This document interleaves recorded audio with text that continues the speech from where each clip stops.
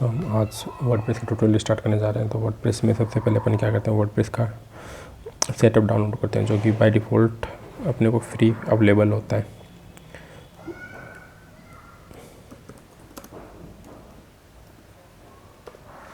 तो वर्डप्रेस का .org जो साइट है ये फ्री वर्डप्रेस फ्री अवेलेबल करवाती है, और एक होता है wordpress.com।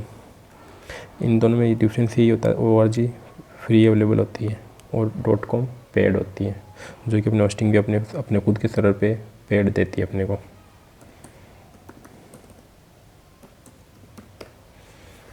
वर्डप्रेस का खुद का पेड सिस्टम है, इसमें हर एक चीज़ जैसे प्लगइन वगैरह, थीम वगैरह सब कुछ इसके अंदर पेड अवेलेबल होता है वर्डप्रेस का।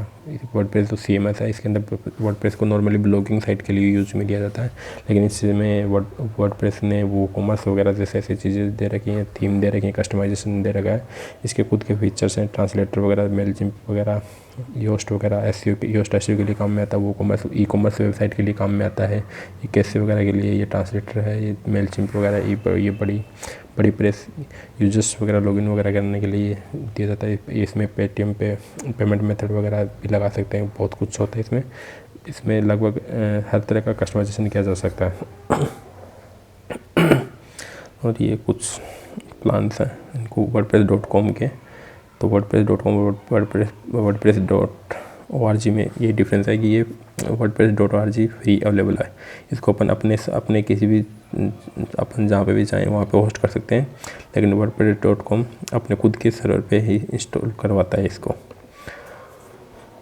तो अपन सबसे पहले wordpress.com का ये wordpress.org से अपने वर्डप्रेस का ये सेटअप डाउनलोड कर लिया है। ये wordpress.org की साइट है, डाउनलोड्स में जाइए, अपन यहाँ पे लेटेस्ट वर्जन डाउनलोड कर सकते हैं। तो वर्डप्रेस का अभी लेटेस्ट वर्जन जो चल रहा है वो 5.8.2 चल रहा है, तो अपन ने इसको डाउनलोड कर लिया। अपन इसको डाउनलोड कर लिया।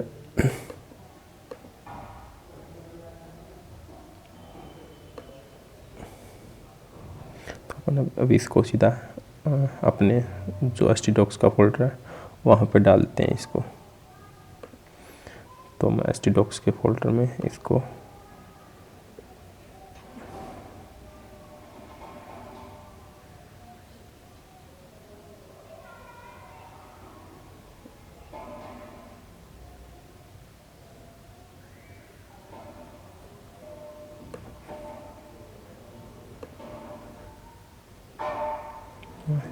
कॉपी करता हूँ और यहाँ पे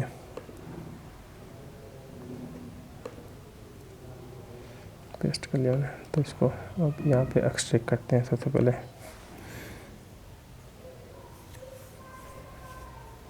तो ये एक्सट्रैक्ट हो गया यहाँ पे वर्डप्रेस के नाम से। तो अब इसको चलाते हैं, अब इसको इंस्टॉलेशन करते हैं अपन सबसे पहले।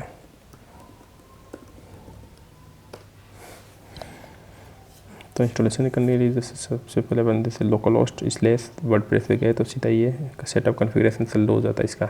तो इसके लिए सबसे पहले तो बोलता है कि इसके लिए पहले से database name, database user name, database password, database host, table prefix वगैरह ये पहले से तैयार रखो आप।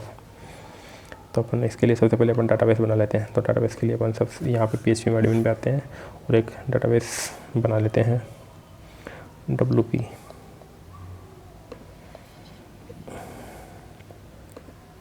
तो अपने डाटाबेस बना लिया, तो अब अपन आगे बढ़ते हैं इसमें। तो इसमें डाटाबेस का नाम अपन डाल देते हैं WP, और जो जेम का बाय डिफ़ॉल्ट यूज़र नेम होता है वो रूट होता है, और पासवर्ड इसका ब्लैंक होता है, कुछ भी नहीं होता है। और ये टेबल प्रीफिक्स कुछ भी फिक्स सेट कर सकते हैं अपन, जैसे इसका मैंने रखा CS_। तो ये unable to right wp-config.php। Okay,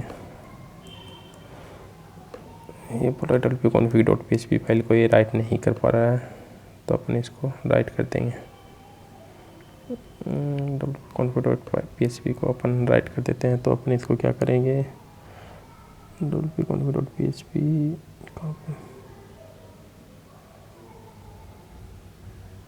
अपन यहाँ पे एक फाइल बनाते हैं wp-config.php। जब अपन लाइनक्स सिस्टम और मैक वगैरह जैसे सिस्टम में काम करते हैं तब ये इसमें इस तरह से प्रॉब्लम आती है, इनको इस फोल्डर को रीड राइट की परमिशन नहीं होती है। तो अपने को इस ऐसी कंडीशन में अपने को एक फ़ाइल बनानी होती है wp-config.php। इसको अपन सेव करेंगे।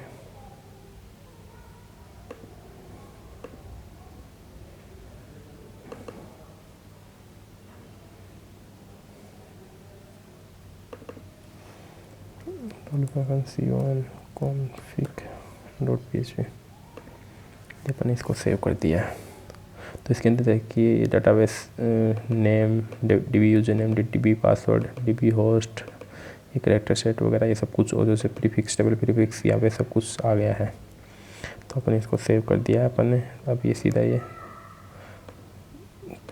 अब अपन इसको चलाते हैं, देखते हैं। तो ये सब कुछ सेट हो गया है। तो ये यहाँ पे सेट हो गया। अभी अपन को जैसे साइट का नाम आ गया, तो साइट का नाम अपन डालते हैं वर्डप्रेस ट्यूटोरियल्स।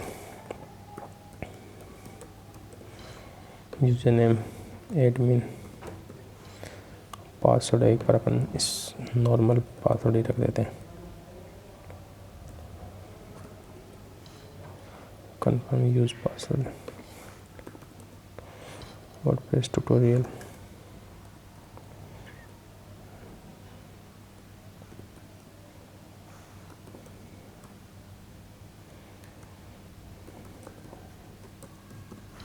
ये बाय डिफ़ॉल्ट तो इसके ये सर्च विजिबिलिटी, ये diagnostic search engine for indexing the site, ये सर्च एसईओ के लिए काम में आता है।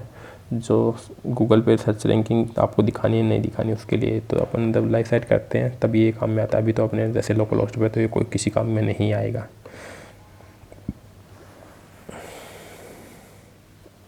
तो ये सब कुछ सेट हो गया है। अब इसको अपन ये जैसे ही ये बाय डिफ़ॉल्ट वर्डप्रेस का बैकएंड का लॉगिन यूआरएल ये होता है, जो अपन ने एडमिन और पासवर्ड जो सेटअप किए थे वो यहाँ पे अपन सेट और लॉगिन कर लेते हैं। तो ये बाय डिफ़ॉल्ट जो वर्डप्रेस का सेटअप है ये सेटअप हो चुका है, और ये डिफ़ॉल्ट थीम जो है इसके अंदर रन करेगी, जो कि बाय डिफ़ॉल्ट डिज़ाइन जो है। तो अपन ने इसे डाटाबेस बनाया था, देखिए यहाँ पे ब्लैंक था अभी, है ना। अभी अपन इसको रन करते हैं तो इसके अंदर बाय ये डिफ़ॉल्ट टेबल्स है, 12 टेबल्स वर्डप्रेस की जो डिफ़ॉल्ट होती हैं वो आ गई हैं इसके अंदर। जैसे WP ये होती है comment meta data, comment meta, comments, links, options, post meta, post, term meta, terms. इसमें से आप इन टेबल्स को तो ये काफ़ी बार इंटरव्यू के अंदर पूछी जाती हैं, तो इन टेबल्स को आप याद रख सकते हैं। जैसे यूजर मेटा, ये बाय डिफ़ॉल्ट टेबल्स होती हैं, ये 12 टेबल होती हैं। तो वर्डप्रेस को आप डिफ़ॉल्ट देता है इन चीज़ों को। और ये इस तरह से फर्स्ट टाइम ये यहाँ से बैकएंड चलेगा इसका। अब इसके अंदर आप प्लगइन्स ऐड कर सकते हैं। यहाँ पे ये इंस्टॉल्ड डिफ़ॉल्ट पहले ही इंस्टॉल्ड आती हैं, लेकिन अपन इसको एक्टिवेट कर सकते हैं। यहाँ पे नई प्लगइन कुछ भी ऐड कर सकते हैं अपन, जो पॉपुलर प्लगइन्स हैं यहाँ पे सर्च कर सकते हैं। वर्डप्रेस के अंदर जो भी प्लगइन्स अवेलेबल होती हैं वो यहाँ पे अपने को मिल जाती हैं। यहाँ पे अपन पेजेस बना सकते हैं, जो 2 पेज बाय डिफ़ॉल्ट आए हैं इसके अंदर, सैम्पल पेज और प्राइवेसी पॉलिसी पेज। यहाँ पे कोई मीडिया अपलोड कर सकते हैं अपन, कोई भी अपने को मीडिया, इमेज, वीडियो वगैरह जो भी बनाना है। और ये पोस्ट जो बाय डिफ़ॉल्ट का पोस्ट वर्डप्रेस प्रोवाइड करवाता है हेलो वर्ड के नाम से, जो अपने भी देखा था फ्रंट एंड में, जो हेलो वर्ड जो पोस्ट आ रही थी वो ये है, जो डिफ़ॉल्ट ये वर्डप्रेस देता है। तो ये थी सब चीज़ें। और यहाँ से अपन कमेंट्स वगैरह कंट्रोल कर सकते हैं। यहाँ पे थीम देख सकते हैं, यहाँ पे कोई नई थीम ऐड कर सकते हैं, जो एक्टिवेट थीम है उसको देख सकते हैं। और यहाँ पे अपन थीम कस्टमाइज़ कर सकते हैं। यहाँ से थीम को कस्टमाइज़ कर सकते हैं। तो इसमें चाइल्ड थीम वगैरह बनाना है, सब कुछ ये सब कुछ होता है। इसके बाद हम कस्टमाइजेशन कर सकते हैं। इसमें कुछ कलर वगैरह टाइपोग्राफी के अंदर जैसे H1 टैग वगैरह इनको कुछ कलर देना, इनका कुछ फ़ॉन्ट साइज़ अलग करना, ये सब कुछ इसमें होता है। साइट आइडेंटिटी चेंज करना, जो अपने वर्डप्रेस ट्यूटोरियल वगैरह डाले थी, ये सब टैग है इसका। यहाँ पे लोगो वगैरह ये सब कुछ चेंज कर सकते हैं अपन, बैकग्राउंड इमेज डाल सकते हैं। ये वर्डप्रेस की डिफ़ॉल्ट फंक्शनलिटी है। तो ये अपने को जो डिफ़ॉल्ट फंक्शनलिटी मिलती है वो ये सब मिलती है। यहाँ पे परमालिंक्स वगैरह, जनरल सेटिंग वगैरह, तो जो जनरल सेटिंग के अंदर देखते हैं तो ये होम यूआरएल, साइट यूआरएल वगैरह ये सब मिलता है अपने को। तो अपने तो बाय डिफ़ॉल्ट मेल एड्रेस डाला था वो डाला था यहाँ पे, ये चीज़ें इसमें होती हैं। और राइटिंग के अंदर अपने को क्या मिलता है, ये सब कुछ मेल सर्वर वगैरह के लिए है। इसमें कुछ ज़्यादा खास चीज़ें अपने फ्रंट पेज होम पेज क्या रखना है। जैसे अभी लेटेस्ट पोस्ट है, लेटेस्ट पोस्ट ना रखे अपने कोई होम पेज बनाना है, किसी होम पेज को अपने को वो बनाना है तो अपन को ये बना देते हैं अपन। तो अभी अपन जैसे सिंपल पेज को होम पेज बनाया, तो जैसे अभी होम पेज पे क्या था, ये ब्लॉग्स आ रहे थे, जो भी ब्लॉग था वो आ रहा था। जैसे अपने सिंपल पेज को होम पेज बनाया तो सिंपल पेज पे जो चीज़ थी वो यहाँ पे अपने को दिख जाएगी। इस योर लेटेस्ट पोस्ट से होम इस स्टैटिक पोस्ट को होम पेज बनाने पे आया। ब्लॉग पेज पे कितनी पोस्ट आपको शो करनी है एक बार में, वो यहाँ पे प्रेजेंटेशन से सेट कर सकते हैं अपन। ये फील्ड वगैरह सब कुछ मिलता है इसके अंदर, फुल एक्सपर्ट और ईच पोस्ट डिस्कशन में अपन जैसे देखते हैं। तो इसमें कमेंट्स वगैरह कंट्रोल करना, ये सब कुछ यूजर अवतार वगैरह इनको लिए काम में आता है। मीडिया के अंदर मीडिया साइज़ वगैरह अपन जैसे थंबनेल की कितनी साइज़ अपन सेट कर सकते हैं, मीडिया के अंदर कितने मीडियम साइज़ कितनी सेट कर सकते हैं, लार्ज साइज कितनी सेट कर सकते हैं। ये इन मीडियाज़ के लिए होता है, ये ध्यान है। जो अपन मीडिया अपलोड करते हैं उसको एक क्रॉप करता है, तो क्रॉप करता है कौन सी साइज़ में इसको रिसाइज करके सेव करना है, ये यहाँ पे अपन सेट कर सकते हैं। इसके लिए अपन बाद में जैसे अपन को ब्लॉग पोस्ट वगैरह दिखाने होते हैं तब अपन इसको साइज़ को यूज करते हैं।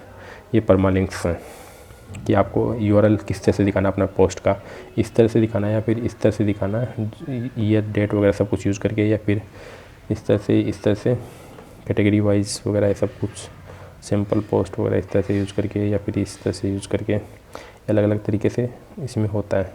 तो आपको जो भी यूज़ करना होता है वो यूआरएल यहाँ पे यूज़ कर सकते हो आप अपने एसईओ के लिए। जो एसईओ के लिए नॉर्मल यूज़ के लिया जाता है वो इस तरह से यूज़ के लिया जाता है ताकि एसईओ अच्छा बेटर रहे। प्राइवेसी पॉलिसी वगैरह है तो ये किसी काम के नहीं।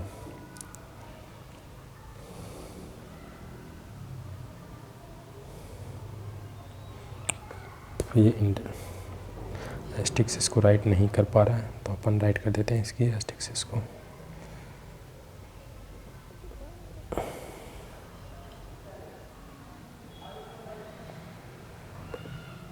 ओके, यहाँ पे एस्टिक्सिस बना नहीं पा रहे हैं।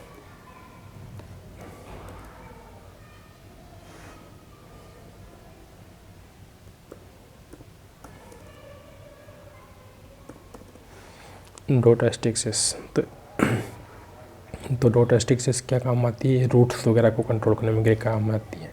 जो रूट ये यूआरएल वगैरह जो चलते हैं इनको कंट्रोल करने के लिए काम में आती है। लीवरेज ब्राउज़र कैसे वगैरह इन सब चीज़ों को कैलकुलेट करने के लिए काम में आती है। तो ये होते हैं एस्टिक्सिस का काम होता है किसी यूआरएल को रिडायरेक्ट करना किसी दूसरे यूआरएल पे, या फिर उसको कुछ और करना। तो इन सब चीज़ों के लिए एस्टिक्सिस का काम मिल जाता है, तो एडवांस लेवल का काम होता है। इसके बारे में हम बाद में पढ़ेंगे। Okay, thanks for watching my video, please like and subscribe my channel. Okay, thank you guys.